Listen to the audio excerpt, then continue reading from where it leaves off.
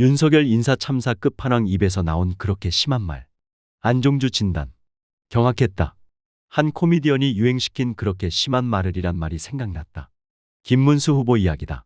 김 후보는 지난 15일 서울 여의도 중소기업중앙회에서 열린 조찬 강연에 참석해 중대재해처벌법을 과연 소규모 중소기업까지 적용하는 게 맞냐. 제가 결정권자가 되면 이런 악법은 여러분을 더 이상 괴롭히지 못하게 고치겠다라고 말했다.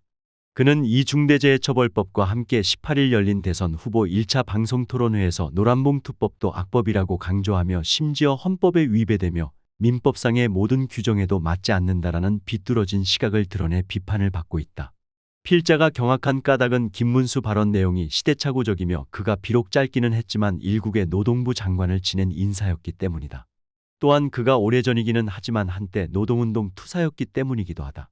그의 15일 발언은 최근 며칠간 각종 미디어와 사회관계망 서비스, 블로그 따위에서 주로 비판적 관점에서 큰 논란이 됐다.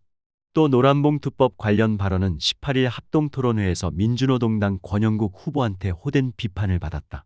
그가 한 말을 살펴보면 김문수는 중대재해처벌법이 언제, 왜 만들어졌는지 그리고 제정 시행 이후 이 법이 안착해 성과가 나올 수 있도록 고용노동부와 안전보건공단, 대기업 중소기업에서 일터 안전을 위해 어떤 전략으로 얼마나 노력해 왔는지를 전혀 모르는 것 같았다. 그런 역사와 실태를 장관 시절 조금이라도 파악했더라면 결코 이런 경악할 발언은 하지 않았을 터이다. 한마디로 그는 대통령 자격이 아니라 대통령 후보 자격도 없으며 노동부 장관 자리에 단 하루도 앉아있을 만한 깜냥이 안 되는 인물이다. 왜 윤석열이 이런 인사를 장관 자리에 앉혔는지 윤석열을 제외하고는 아무도 모를 일이다. 윤석열은 그를 장관 직전에 경제사회노동위원회 위원장으로 발탁했다. 그가 경사노위 위원장으로 있을 때 한 일은 사실상 없기에 그 발탁 이후 또한 아무도 모를 일이다. 경사노위 위원장 시절 그는 국회 환경노동위원회에서 야당 의원한테 문매 맞기에 바빴다. 업무일이 아니라 극우 성향 발언으로 말이다. 물론 장관 때도 이는 쭉 그대로 이어졌다. 지난 3년 가까이 필자는 노동부 산하 공공기관장으로 환노위에 함께 참석해 곁에서 이를 지켜보면서 참 한심하고 딱하다는 생각밖에 들지 않았다. 중대재해처벌법은 기존의 산업안전보건법만으로는 일터에서 노동자가 사망하는 중대재해를 막기에 역부족이란 판단과 산재 희생자와 그 가족들의 피눈물 나는 투쟁 끝에 나온 결정체이다. 특히 태안화력발전소에서 일하다 숨진 20대 청년 노동자 김용균의 죽음이 결정적 계기가 됐다. 2021년 문재인 정부 때 제정돼 2022년 1월부터 50인 이상 대기업을 대상으로 2024년부터는 5인 이상 50인 미만 중소기업을 대상으로 시행되고 있다. 이 법은 일터 안전보건 시스템 구축과 안전보건 관리 소홀로 중대재해가 일어났을 때 사업주와 경영책임자 그리고 법인 등을 처벌함으로써 노동자를 포함한 시민의 안전권을 확보하고 중대재해 사고를 예방하기 위해 만들었다. 대한민국을 흔히들 산재공화국이라고 말한다. 산재 후진국이라고도 한다. 맞는 말이다. 세계 10대 경제 대국이며 1인당 국민소득 4만 달러를 눈앞에 두고 있다. 하지만 연간 2,000명이 넘는 노동자가 일하다 숨지고 있다. 이 가운데 사고 사망이 800명이 넘고 직업병 등 업무상 질병으로 숨지는 노동자가 1,200명이 넘는다. 산재보험 사망 통계에서 제외되는 공무원, 광산노동자, 일부 선원 등을 모두 더하면 그 수는 더 늘어난다. 중대재해처벌법은 노동자의 생명권을 보장하고 국격을 높이는 법이다. 결코 악법이 아니다. 노동자의 생명을 갈아 넣어 기업의 경쟁력을 높이겠다는 발상 자체가 반헌법적이며 반노동적이다. 국가 존립 이유를 거스르는 것이기도 하다. 일터 안전이 곧 이익이며 기업 경쟁력이다. 한데 김문수는 일터 안전은 기업 경쟁력의 걸림돌이라고 한다. 헛웃음만 나온다. 그가 국민의힘의 대통령 후보 자리까지 꿰찬 것은 노동부 장관으로 있으면서 윤석열의 내란에 대해 사과하지 않고 나 홀로 버티는 반민주 행태를 온 국민에게 보여 극우 보수 성향 당원의 지지를 등에 업을 수 있었기 때문이다. 시대에 뒤떨어진 사고와 언행을 하는 인물이 국가를 이끌겠다는 것은 윤석열 못지않은 반동이다.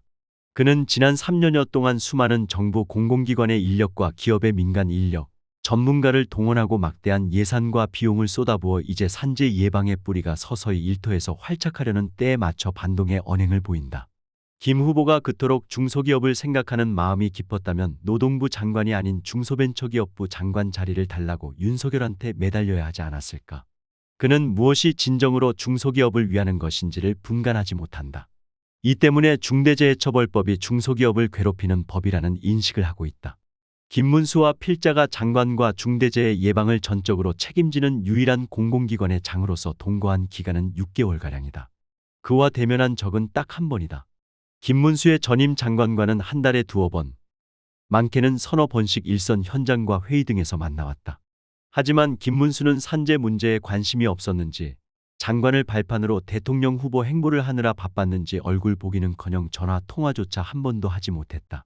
될성물은 나무는 떡잎부터 알아본다고 한다. 김문수는 장관 지명될 때부터 온갖 비난과 비판에 시달려야만 했다. 민주당 등 야당은 물론 민주노총, 한국노총을 포함한 각종 노동단체와 시민단체로부터 반노동 극우 김문수, 인사 참사 끝판왕이란 매우 험한 말을 귀에 따갑도록 들었다. 그래서 민주당 등 야당이 추진하고 있는 이른바 노란봉투법이 악법이라는 그의 발언에는 놀라는 이가 많지 않을 수 있다. 하지만 현재 시행 중인 중대재해처벌법은 결이 좀 다르다. 윤석열 정부가 거부권을 행사하며 그토록 반대해 온 노란봉투법과 달리 중처법은 윤석열 정부에서도 공개적으로 악법 운운한 적은 없었기에 김문수의 언행에 생뚱맞다고 여기는 사람들이 많다. 어떤 문제에 관심이 없는 사람은 그 문제와 관련한 공부를 하지 않는다. 그런 사람은 엉뚱한 말을 하거나 실제와는 동떨어진 이야기를 쏟아낸다. 김문수가 중소기업 중앙회 조찬 강연에서 한 말 소규모 중소기업 사장이나 회장이 현장을 모르거나 잠시 자리를 비웠다고 해서 사고가 발생했을 때 무조건 형사처벌을 받는 것은 부당하다가 이를 방증한다. 소규모 중소기업 사장이나 회장이 현장을 모른다면 그는 사장이나 회장 자격이 없는 경영인이다. 기업 경영을 해서는 안 되는 사람이다. 노동자를 마구 죽일 사람이다. 잠시 자리를 비웠다고 무조건 형사처벌을 한다는 것은 현실 세계에서 일어난 적이 없으며 일어나지도 않을 일이다. 김문수표 상상의 영역이다. 한 블로거는 그러면 소규모 중소기업 근로자들의 인권과 안전할 권리는 없어도 된다고. 이게 말 되나며 비판한다. 현실은 김문수가 말한 것과 완전히 반대다. 중대재해처벌법은 앞서 언급한 것처럼 산업안전보건법이 악덕 산재 기업주를 제대로 처벌해오지 않았기 때문에 탄생했다. 여기에는 수사 당국과 정부의 책임도 있다. 하지만 사법부의 책임이 더 크다.